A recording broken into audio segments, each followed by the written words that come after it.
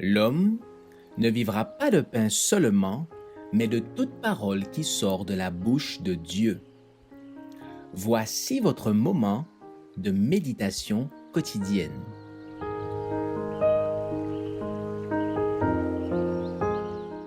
Vous recevrez une puissance.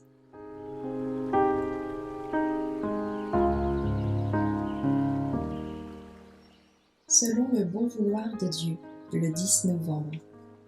Nicodème reprit la parole. Comment cela peut-il se faire?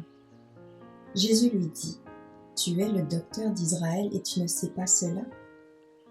En vérité, je te le dis, nous disons ce que nous savons et nous rendons témoignage de ce que nous avons vu. Et vous ne recevez pas notre témoignage.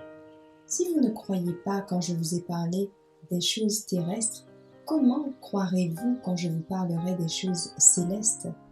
Jean 3, versets 9 à 12.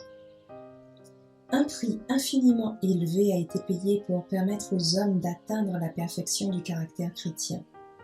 Ceux qui ont ressenti les Saintes Écritures comme étant l'expression de la voix de Dieu et qui désirent en suivre les enseignements doivent étudier tous les jours, recevant ainsi la ferveur et la puissance spirituelle qu'accorde le Saint-Esprit à chaque véritable chrétien.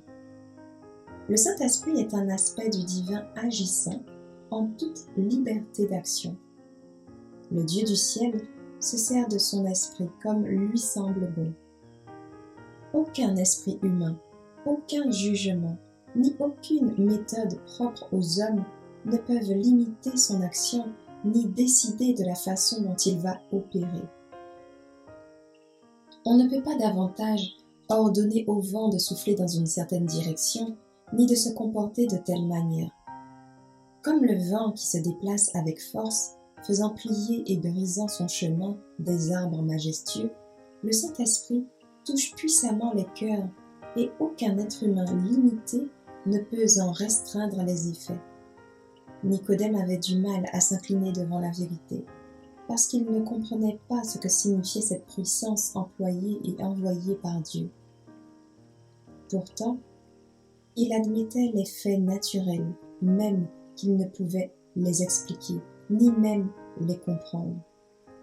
Comme d'autres hommes à travers les siècles, il estimait que les formes rituelles et les cérémonies étaient plus essentielles à la religion que l'action en profondeur de l'Esprit de Dieu.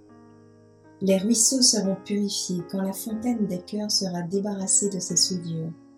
Celui qui pratique une religion formelle, une apparence de sainteté, n'est pas réellement en sécurité.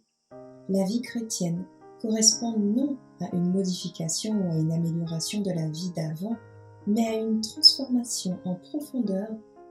Il y a la mort au péché et au moi, et renaissance à une vie nouvelle. Or, ce changement ne peut avoir lieu que sous l'action du Saint-Esprit.